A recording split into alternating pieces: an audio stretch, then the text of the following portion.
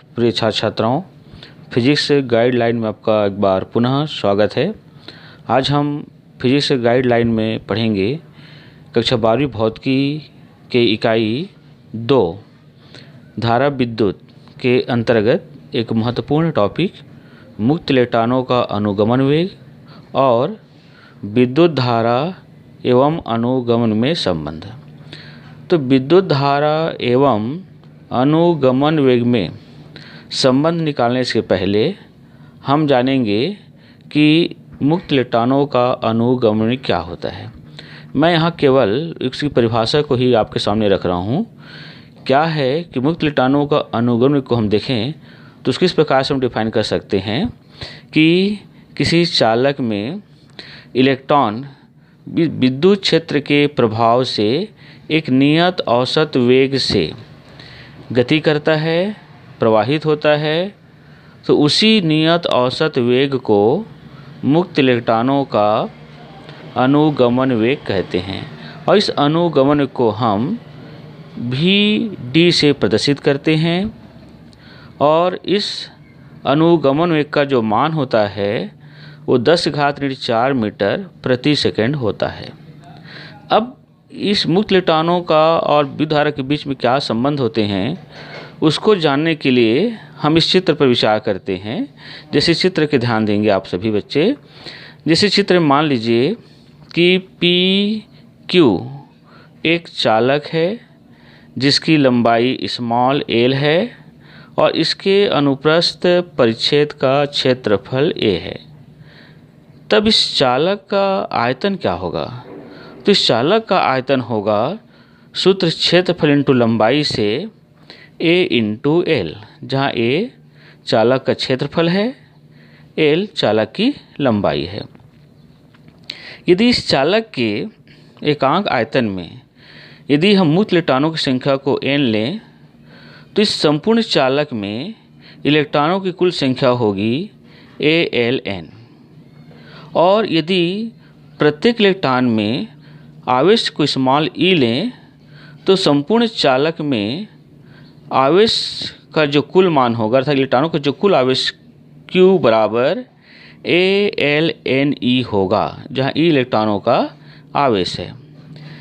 अब हम क्या करते हैं, इस चालक के दोनों सिरों के बीच में यदि हम किसी बैटरी से विभवांतर लगाते हैं तो इस चालक के चारों ओर विद्युत क्षेत्र बन जाते हैं। उस विद्युत क्षेत्र के प्रभाव से जो आवेश जो होता है वो चालक के एक सिरे से दूसरे सिरे तक गति करने लगता है।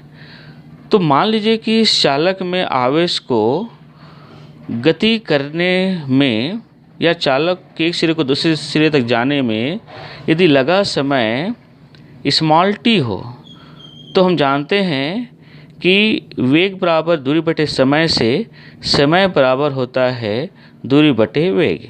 तो यहाँ से सूत्र से हम t लें तो t बराबर हम लिख सकते हैं L/Vd।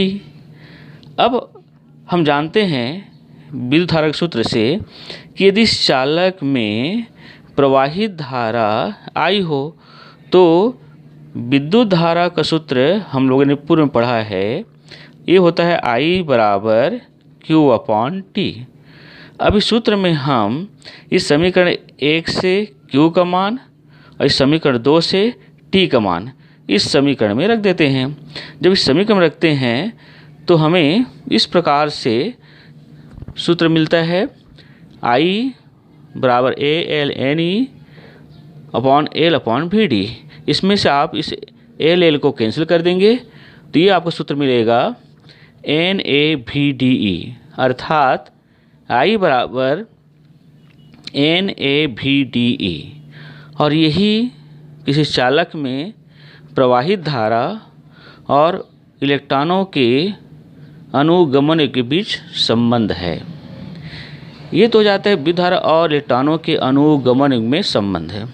इसी प्रकार एक संबंध और इसमें आता है, वो होता है धारा घनत्व एवं अनुगमन में संबंध है।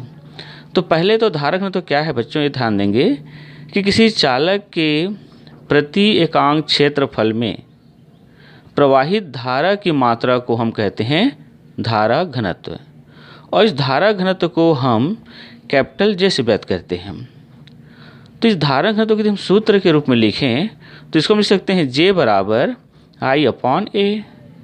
अब हम क्या करते हैं, इस समीकरण 3 से इस I के मान को हम रखते हैं। तो यहाँ जब इस मान को रखेंगे तो किस प्रकार समीकरण प्राप्त होगा, जिसमें से A को A से कैंसिल कर देते हैं तो हमको प्राप्त होता है J बराबर NVDE। और यही समीकरण जो 4 है ये धारा घनत्व एवं अनुगमन में संबंध है। तो आप सभी बच्चे इस वीडियो को रिवाइंड कर लेंगे। रिवाइंड करने के बाद साथ धैर्यपूर्वक और ध्यान से इस वीडियो को देखकर सुनकर आप एक नोट्स बना लेंगे और परीक्षा की आप तैयारी बहुत अच्छे से कर सकते हैं। यदि आपको वीडियो अच्छा लगा तो आप अपने दोस्तों को इसको शेयर करिए, लाइक करिए और हमारे चैनल फिजिक्स गाइडलाइन को आप सब्सक्राइब करना ना भूलें। धन्यवाद।